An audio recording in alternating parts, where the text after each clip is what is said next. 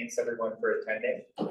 My name is Aaron Kowalski. I'm an urban planner and consultant for a firm called MKSK, consultant to the RDA. So I've been working with the RDA as well as the City of Hammond, staff and leadership on a proposed transit development district for South Hammond. So that's what we're here to talk about today. We're here to answer questions, we're here to educate, we're here to listen, and hopefully we can collect some input. These boundaries are not final at this point. We are collecting input until the October 12th, is that correct? This RDA board hearing. And we'll talk a little bit more about this process. So I think everyone probably knows where the South Hammond station is and the improvements that are being made by NICD as part of the Westlake project to include parking. So that's what we're here to talk about today. We had a similar meeting for the Hammond Gateway downtown transit development boundary last year, if you all recall. So this is the same process. And the role of the RDA here really is to help lead the project, but then also work with the communities hand in hand to ensure that this boundary works as an economic development tool for the community and the benefit of the community. It's also important to underscore that the City of Hammond retains land use and zoning control for anything that might happen in this district. And we ask for sign off from the city as this boundary advances. So there's a lot of safeguards, there's a lot of collaboration that has taken place and will take place. And really the goal here is to leverage the investment that's being made in the rail regionally, knowing that there's some degree of economic development that will likely occur within the vicinity of the station. We've been really careful as we've looked at this draft boundary to really adhere to and avoid single family areas.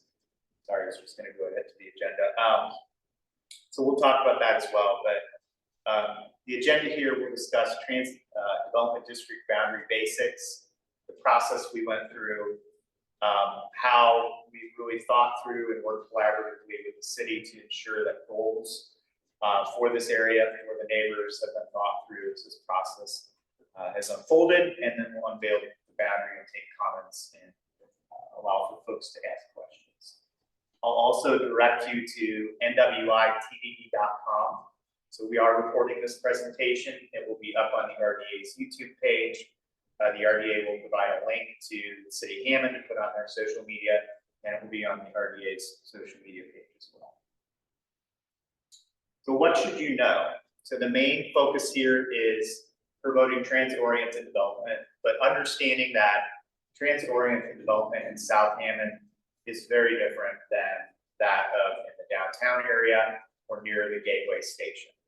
And so as we think about it, it really is helping the City of Hammond to promote the desired growth path and economic development path for this area, understanding that this is a primarily residential area and trying to protect those areas to remain as such, but allow maybe for some strategic areas, commercial zones, and other places that could see economic development in the future to benefit from the ability to have this transit development boundary.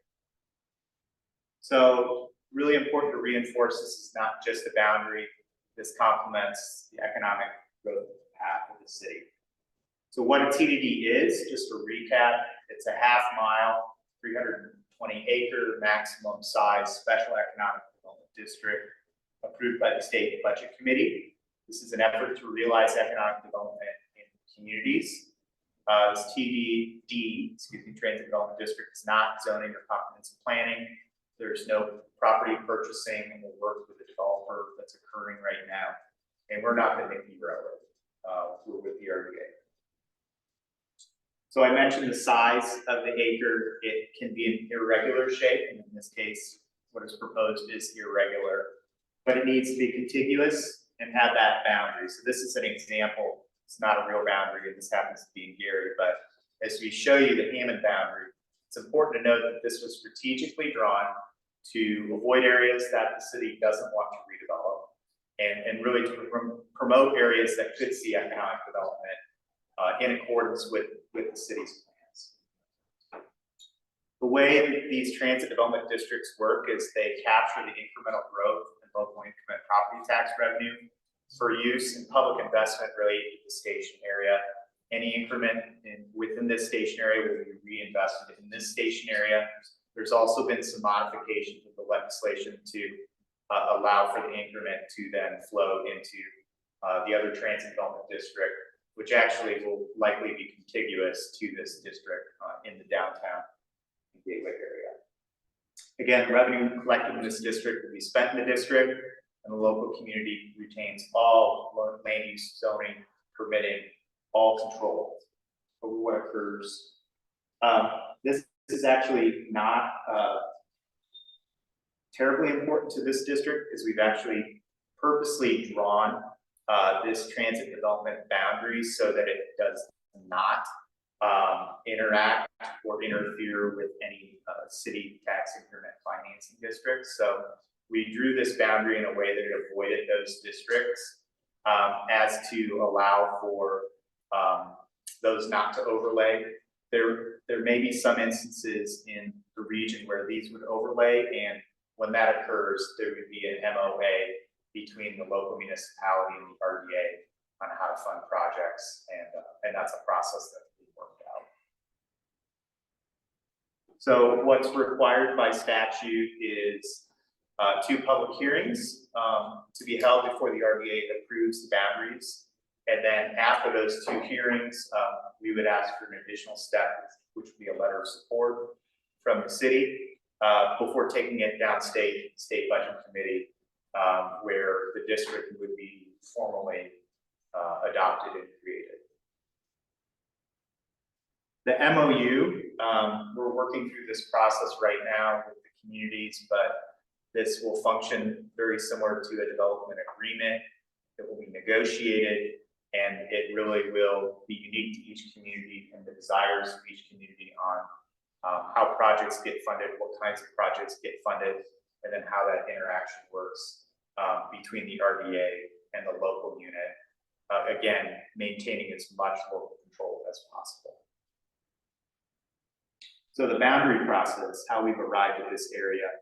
So we've been working on this for some time with city leadership. And so we understand what's going on in this area. We understand that there's been some past studies of this area that called maybe for a little bit more substantial development around the station, and we're not looking into that right now. But what we're really trying to do is put together something that is correct in scale for what the community would like to see in this area.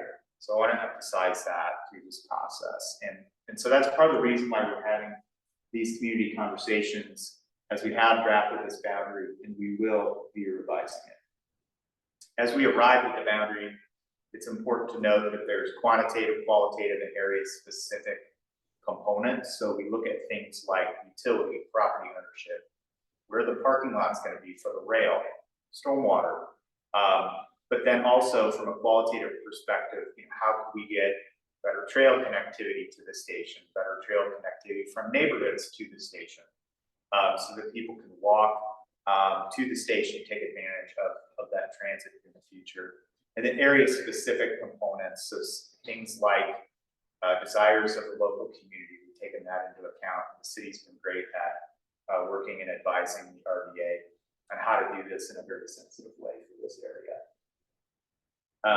Other criteria we've looked at: acreage, ownership, vacant status, current use, what the city calls for from a future land use or zoning perspective, how to access these sites where they are in proximity to the station, and then ultimately how they might develop in a comprehensive way to positively benefit the community. So some of the different ways we can think about development occurring: it's adaptive reuse, taking a building and remodeling it, investing in it to allow for it to maintain the same scale and form, but to take on another use or be upgraded or otherwise renovated. To preserve areas such as residential areas, that are important, and really work to strengthen those areas by strengthening some of the corridors around them that may be more commercial in nature and may need some new investment. There may be some empty lots, for instance, parking lots, that we could see filling in some properties with different kinds of uses that would be complementary and contribute to the neighborhood fabric. And then the ability to redevelop some strategic sites that are not in use today. They may be vacant. Think of parking lots, think of old industrial buildings, things like that could be redeveloped over time. Again, in support of kind of building upon the strong neighborhood here. So speaking of the strong neighborhood, we understand that this is primarily a residential area that has a station there.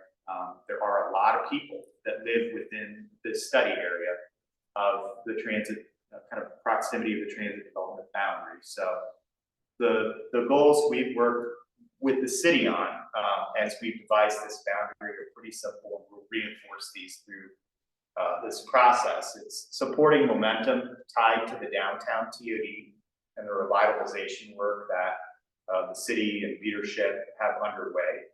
You can see a lot of things unfolding in the downtown. Trying to create better and more walkable linkages to not only the Hammond South station, but the downtown area, which will have a station in the future. There's great trail connectivity today.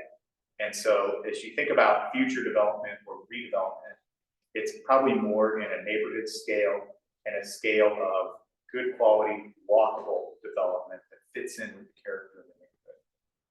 Commercial focused development along major corridors. There's some areas that are in need of investment from a commercial perspective. And so using this transit development boundary as a way to create an extra economic development tool that the city can use to help fill gap on projects, help attract developers and or property owners to invest in properties. It's really the goal here. And then protection of existing single family neighborhoods is something that from the beginning of this process has been at the forefront of our mind. Activation of sites that could redevelop over time. So plan the long game. So we're protecting the neighborhoods, trying to figure out something that fits in, and activating sites that could redevelop. The NICD station is not a pretty drawing, but we understand it's a station with a parking lot, but we've taken that into account, and then we've done a lot of analysis in close collaboration with the city.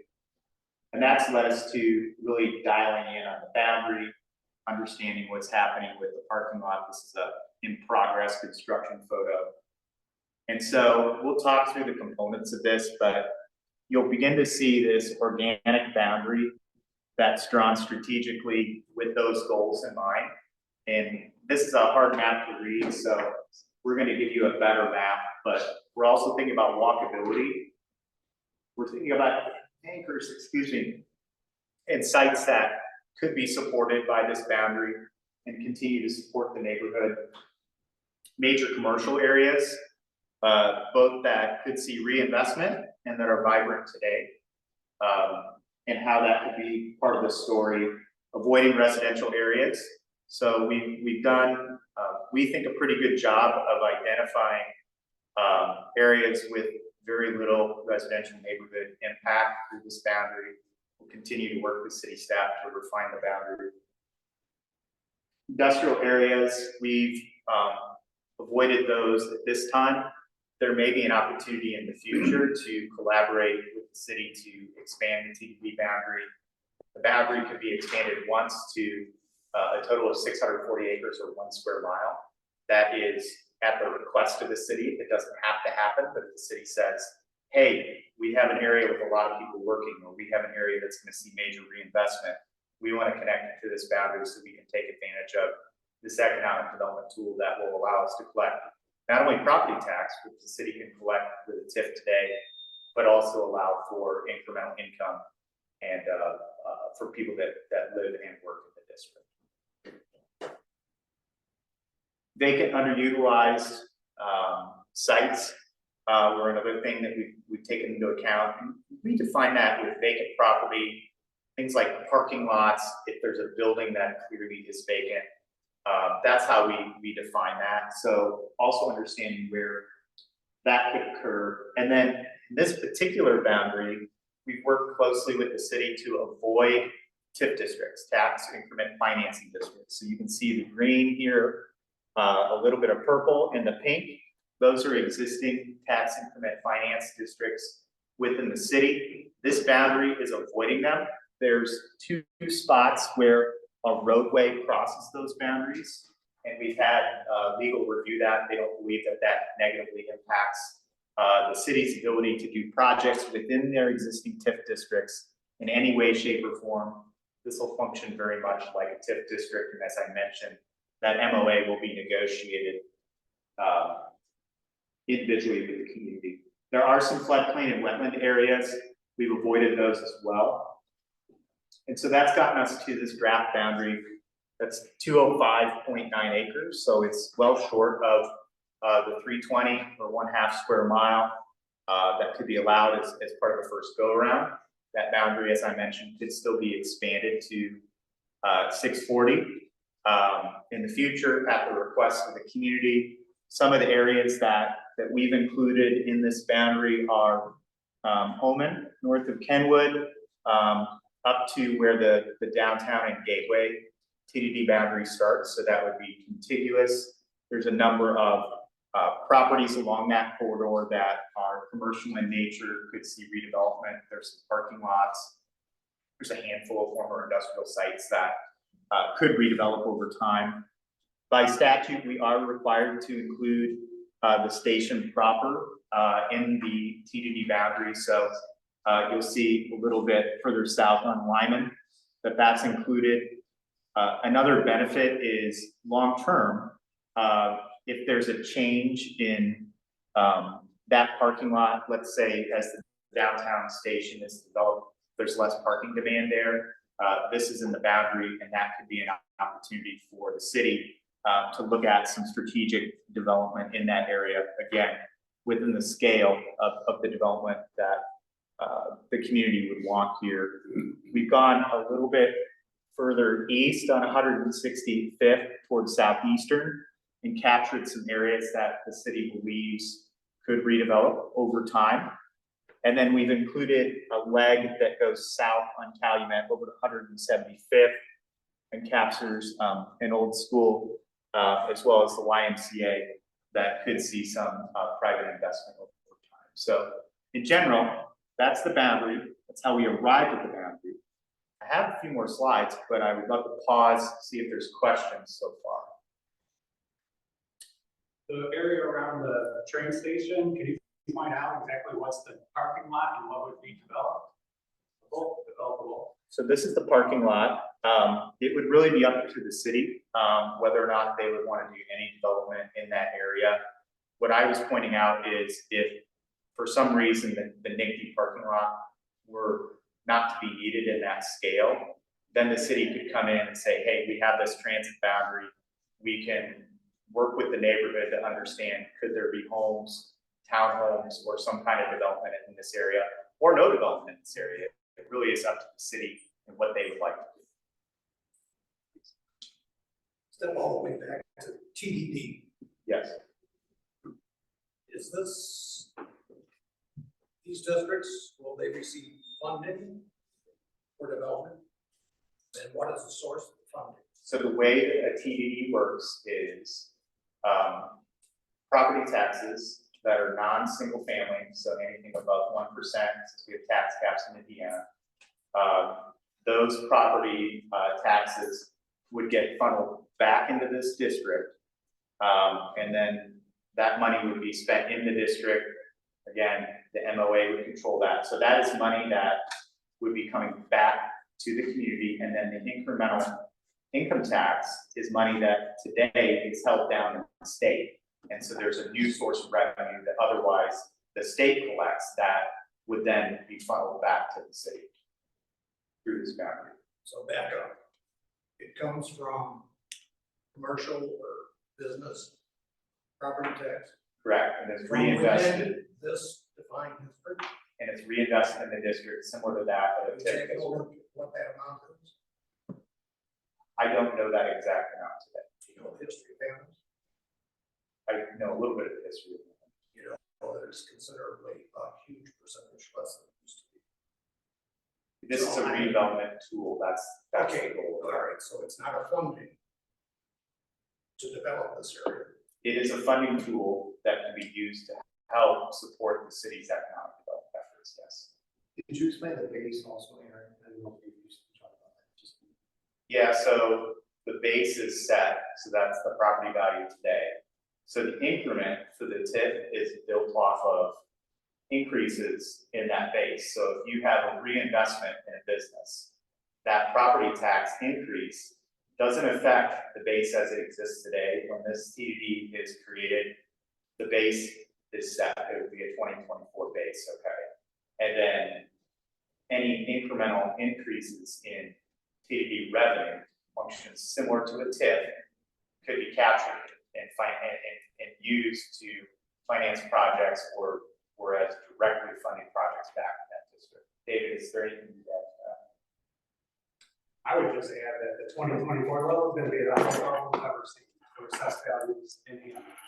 So we're going to cap it at that level. This is a great place to cap it. Commercial. Every property value in Hammond is going to be going up again with the new assessed value. Plenty of room to increase the assessed value, and it's going to go up again significantly. The property tax, you said? The assessed value. That assessed value, Assessed but value. again, that relates to market. I don't want to use the I word, but inflation drives a lot of that. Okay, so he was talking about commercial, but residential also? I heard him say that residential is not a basis for the funding. Residential, single-family residential is not captured. In other words, I think he's saying that we will not be seeing any increase in our taxes to allow this to happen. David, you want to take that? Sure.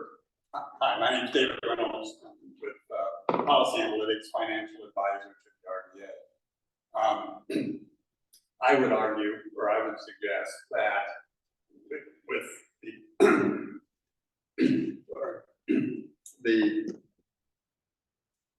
the TDD will not capture residential property taxes.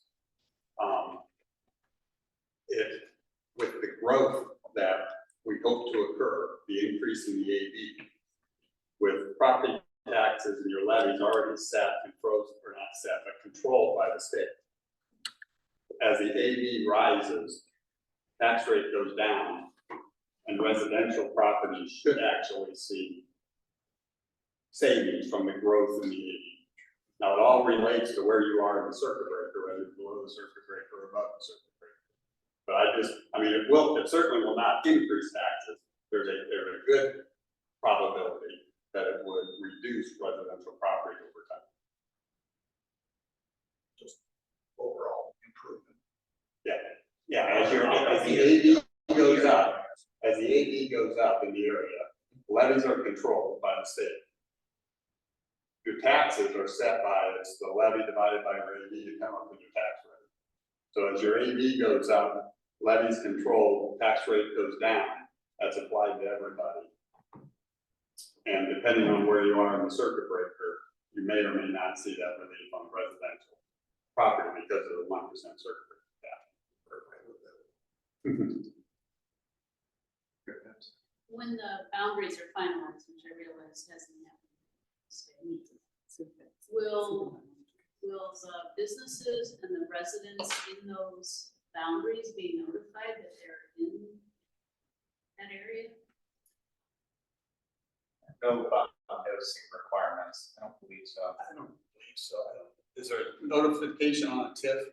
I don't believe so. I mean, because the residents isn't, or the commercial, they're not going to see any difference. I mean, there's no impact on the bill. I guess I was thinking of it more as, so I live near the Hammond South Station, on the other side of home. And I guess more just out of curiosity, and I'm a member of St. Demetrius Orthodox Church, which is kind of close by as well.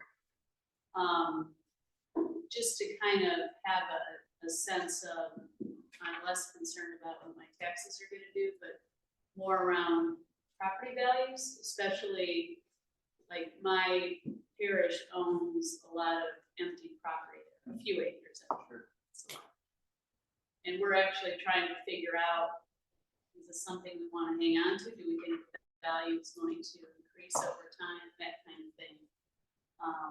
So more out of just a general understanding of what does this mean as a property. There is potential that the value of that property could increase over time if the city, and the neighbors decide that they want to see new investment in that area. Again, that's up to the city, working with the local residents to decide, but any way you look at it, any kind of property that's vacant today, whether you have houses on it or any other kind of development, it's worth more than if it's unimproved. Sorry, you had a question and put that into. Well, I was gonna ask about the thin lines that run from 173rd down to Columbia. And is that just to keep it contiguous? Does that mean it's not really a development district there? It is keeping it contiguous. We do believe that if you're in one of those corridors, you could potentially use TDD dollars to make public improvements such as roads, sidewalks, things like that. But the adjacent properties are not within it. It's just running the road right away. You are correct. It's to keep it contiguous. Two observations. You said this is defined by half-mile area around that station, Half-mile parcel area, accumulated correct? half-mile. Looks like the station parking lot comprises nearly 25% of the total. 592 acres as defined. By statute, the parking lot and the station are required to be in the boundary. Because I think transit district owns also that area south of it, so that you have. The area south of 100. Right. Yeah, so that's an area that has some environmental contamination, as I understand, it's former rail property.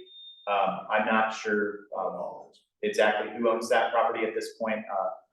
I know that there's been a lot of discussions about that. TDD dollars could be used to clean up some of those environmental issues, if that was something that was going to happen in the future. So there's potential for TDD dollars to be used in that way also. So you don't have a defined pool of money yet to be. What dollars are generated in this district will be reinvested in this district or districts within the city of Hammond, but only in the city of Hammond. So is that third district, second district, or what? You mean from a council perspective? Right, or it's not? It's not tied to a council district. It's property that's been identified that could redevelop over time or see investment over time. Okay, what about like in this area right that we're in, where the city hall is, and I'm looking, but I don't see anything yellow, right? And that, This area is not within the transit district proposed. so we won't be getting any money, is that what you're saying? Well, the investment sorry, the increment that generated within this district will be spent in the district. We've worked closely with the city to avoid anything that is in an existing TIF district in this area. Some of these areas that are not included are in TIF districts. Wait, excuse me, they're not included in the what district, you say? The transit development district, Okay. as we've drawn this boundary, we've avoided existing city tax increment financing districts, which is another economic development tool that collects property taxes for reinvestment back in that district. If I may, I mean, I think one way to kind of give context is that usually when we pay property taxes or income taxes, all those are big pool and it's spent maybe in your neighborhood, maybe it's spent somewhere else, but this is a way to take that property taxes and that incremental income tax increase. That's a way to take those taxes and then we invest them in the neighborhoods it came from, instead of it going to this big pool that you use. That's kind of a way for you. That's a good way of explaining it. I heard you say income tax. Yeah, I heard you say that, too. I was wondering. Well, you said increment. The transit development districts capture local income tax, people that live and work in the district. Today, that money goes downstate and is not coming back to the city of Hammond. So it's a new source of revenue for the city of Hammond through this district. What percentage? It would be the increment, so the growth on the local income tax that's sent downstate. It's not a huge percent.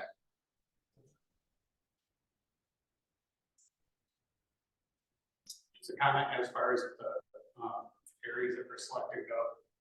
When I heard the station was coming right up 173rd Street, I saw this picture, maybe some ancillary transit-oriented development with a bus system that could run from like Purdue or into Estville, even up 173rd Street all the way to the station. It could just run straight back and forth up that street. There could be some other development districts that could pop off of that, and the other bus stations right up 173rd Street. A lot of it hit land like at Columbia and 173rd. You can go off behind the old library there, and in that area behind the elementary school, and just further down 173rd. I like how it includes gatherings. I think it's very important. Those are good comments. One thing to note is that the transit district can fund infrastructure improvements, so it could fund streets, sidewalks, bus stops, things like that, ADA curb ramps. Can't fund operations, so it can't, pay for a bus service or something like that, but it could help with some of those infrastructure improvements. Another section that I thought would be good to include would be along the expressway on the south end of the expressway that could, since the bike trail runs that way, where like Reaver's Realm haunted house is at. And some work on the river right there. It's gonna be nice to. Definitely look into that when we meet next with the city. Go ahead, I'm sorry. So what's been the criteria thus far of developing these districts? What is kind of being built into specifically water issues in this? Because in some ways, I understand where the train stations are going to be, but it seems, it's pretty spread out. So I was just curious of what's the logic, what's the requirements, and how can we just make sure we can hold you guys accountable to it? Yeah, so What departments of the city have worked with? we've worked with economic development, planning, engineering, mayor's office. So we've worked very closely with multiple departments within the city. And then to answer your question about criteria, I will go up actually to this slide because I think this is a good one. As we were developing these boundaries, we're looking at avoiding single family properties.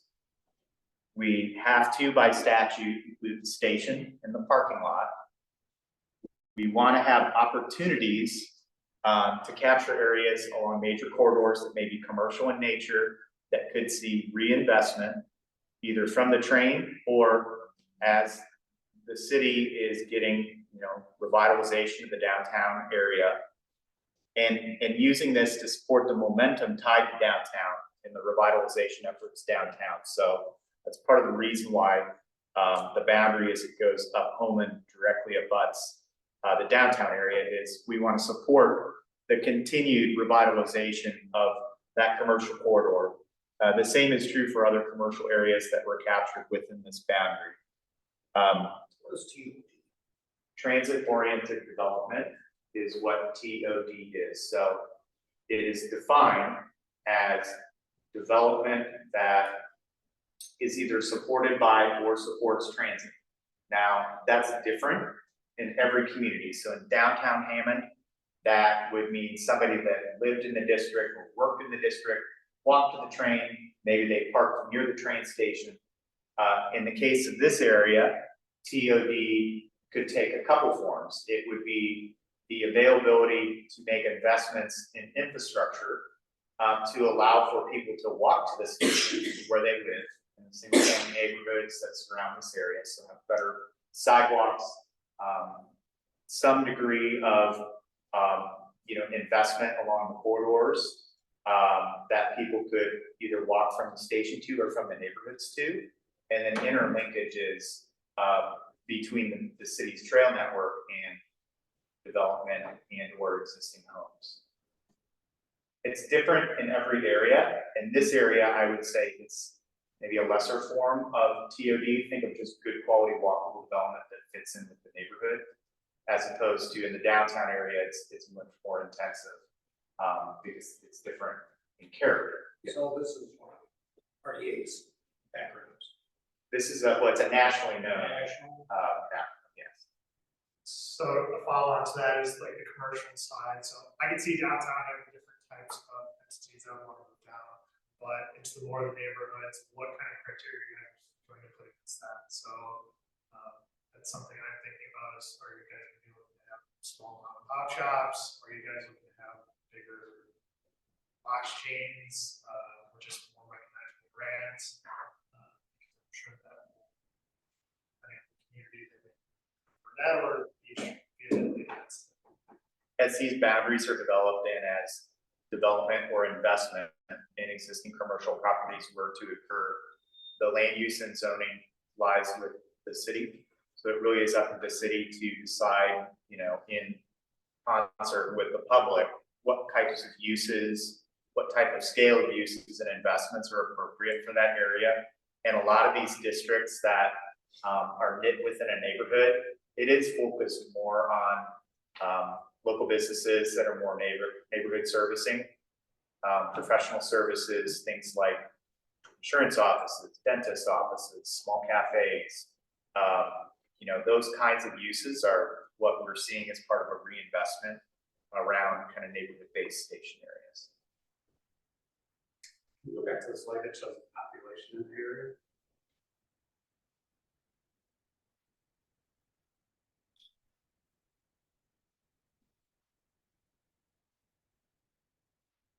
Yeah, so we took a larger view of the study areas. This is not the TDD boundary itself, but this portion of South Hammond has about 20,000 people living in it. And I don't have the exact boundary, but it's roughly a mile within the station area.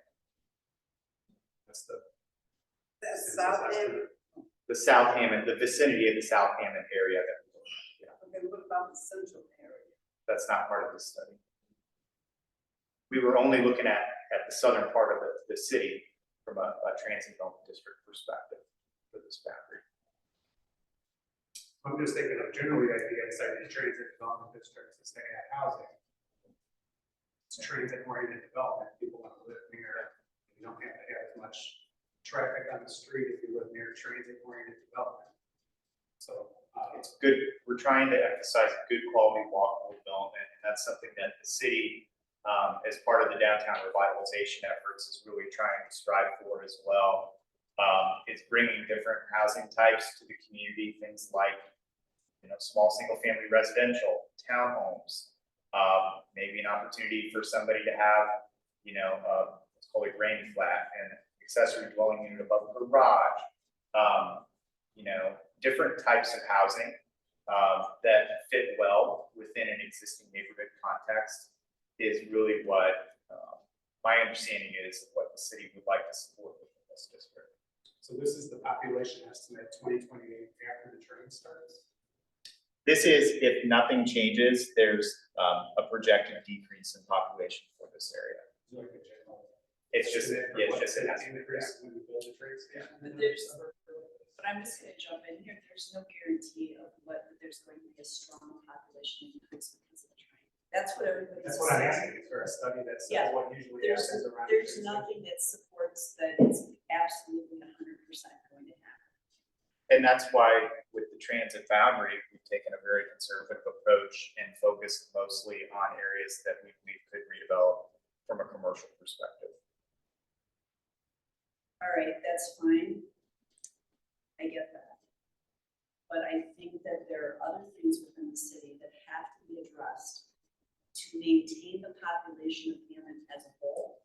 And not, you know, South Hammond, where I have lived my entire life, we have to work on public safety in addition to this train. The train is the train, I've accepted it, but what I'm hearing from the work I'm doing and the families that are leaving is a public safety issue. And the train is not going to have anything to change that. That is something within the city of Hammond that they have to diligently work on.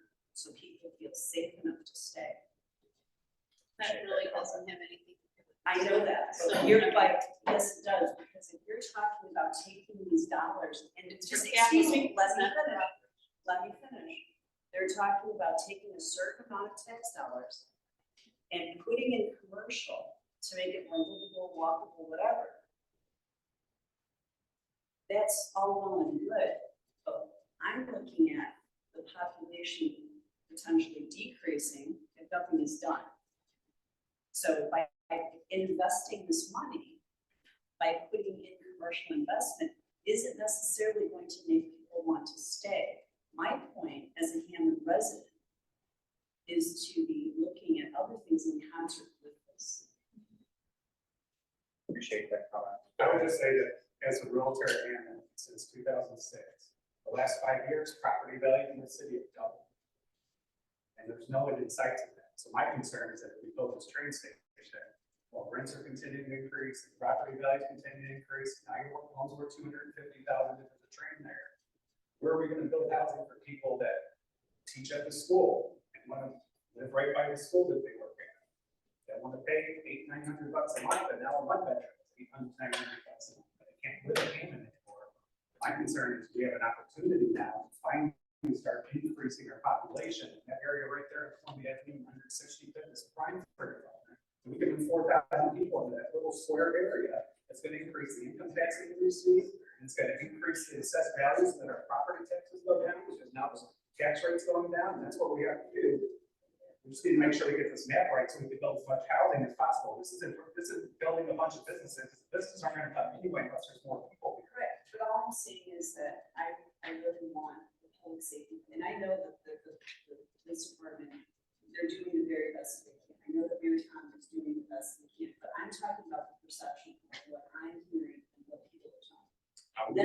We received 600 applications last year. 600 people who applied to move to Hammond, and most of them are moving from other places that are much less safe than Hammond. And they're coming here in a fury. Even though interest rates doubled last year, we had just as many sales in Hammond. The only reason we had a little bit less sales is because there was less homes for sale. There was less people selling homes, so there was less sales. Even though interest rates went from 3% to 7%, we had just as many sales last year in Hammond because people want to move here. That's why the values have doubled in the last 5 years. If we don't do something about it, they're going to double again. And now we're going to have $400,000 homes. A little bungalow built in the 1950s would be $400,000. In the city of Hammond, we don't build a lot more housing. One thing Can I that, ask, is there any city representatives here? Sit. Okay, I'm not sure if this is the forum at this meeting for your topic, which I don't disagree with. I don't disagree with your statistics. I think we all have vested interest in it, but I'm not sure if this is the forum. I hear you and I agree. Well, I just wanted to put it out there and To move it, that's where I'm, yeah, that's why I just- asked that question. I just wanted it out there. one thing I would address on the housing side is, you know, as I understand it, and I, you know, consult with the RDA, but closely collaborating with the city and their staff, they're really focused on the downtown area. And as part of that downtown revitalization, getting more people living downtown, we talk about concerns about housing being too expensive. Part of that has to do with supply and demand. And so there's also an opportunity to add more housing supply to the downtown area that can allow for more people to live in the community and allow for a diversity of housing types. The range of housing types that are not just single family homes or luxury apartments, but everything in between, including housing for seniors, is really important to a vibrant community. And one of the things that I think is going to help the city of Hammond tremendously is the downtown revitalization efforts. If you can get more people living downtown, more businesses downtown, the perception of the downtown and the peripheral neighborhoods is going to only improve from both a public safety and a livability perspective. And so, also may not be the correct forum, so I apologize, but what I'm thinking, especially in the downtown area of housing, we're supposed to be the city plan to build apartments, I'm all here for that. However, I think I'm part of that demographic where ideally you're trying to target a young professional and, you know, work downtown. But as I leave my office today, I don't hear anyone that wants to move up this way, wants to move to Indiana. And, you know, ideally, you know, I type of target demographic. So I was curious, what type of interest have you guys found? Just people willing to come to Indiana? Because most people, if they're going to move to the suburbs, they'll go out to Illinois, they would prefer Naperville, Downers Grove, where there are more amenities and it's kind of already established. So I'm curious to hear what. I think in the case of Hammond or a lot of the communities, the older communities in Northwest Indiana, there's really an opportunity, especially as downtown areas are revitalized, to draw from other areas in the Chicagoland area. And it's not just a value proposition, it's a quality of life proposition. It's also, people want to be closer at times to family. Maybe they grew up in this region. Maybe they want to take advantage of trying out a new place, take advantage of, frankly, a downtown that's seeing investments, a new transit station. So I think there's a lot of factors that cause people to move in and out of communities. I can't express what all of those are. I hear you. Yeah. But I do think that the city of Hammond's doing a really good job of setting those items in motion to create a compelling case for people to come across the line and invest in this community. But there's no specific hard numbers on. Thus far, in 2028, we're expecting X amount to be like 80% occupancy of apartments that are downtown. That's not part of our scope. The Realtor Association is a housing study coming. It's a $150,000 housing study of a 7-county market. It should have details like that. But I would say the Chicago Metro was the #2 highest ranks in the Wall Street Journal numbers this summer. For people moving from other unaffordable areas like New York and California, they're moving to the Chicago Metro, which includes Indiana. But just from my experience, a lot of people moving here right now are coming from the south suburbs, or maybe the south side of Chicago. Not necessarily people that work downtown, but people that work downtown can live in a condo downtown that's brand new, but you moved to Indiana and you don't have any condos, and pretty much everything you live in is a 70-year-old bungalow. But it's not going to attract the people who work or visit. But the bike trails that are being built will, the train station coming in will, and if we use these transit-oriented development districts right, then we're going to build plenty of housing that they'll want to live in. That's what the plan is downtown too. This is a second plan for that too. We're going to increase the population. We have 150,000 people living here in the mid-century. We built most of the homes that are here now, we tore down a lot, but now we only have 75,000 people here. And there's no reason, you can get used over decades of population loss, get used to it. But we have to get used to growing again. That's what they did 50 years, 75 years ago. They built the environment. They built all South Hammond. They built Gavin. What are we going to build today for millennials? I'm millennial too. I know all my friends in Chicago don't want to move here, but we can change that. We're so close right now. I think the city and you guys have done a great job. Thank you. Other questions or comments? You can hang out by the boards after this and answer questions or have discussion. Slides, I thought you were taking a respite to answer questions before you. I'm almost done. So I wanted to reinforce that this isn't just a boundary. We're working with the city. This is a complementary opportunity for the RDA to work with the city of Hammond to create another economic development tool that the city can take advantage of. That's what this is. Cities need as many tools as they can. This is what we're focused on here: adaptive reuse, preservation, strengthening neighborhoods, filling in where it makes sense, and redeveloping where it makes sense. And to find more information, go to nwitdd.com. A recording of this will be available on that website. It'll also be distributed to the city. There's a number of us that can hang out by the boards and have more discussion or answer more questions. Really appreciate you all coming out. Thank you.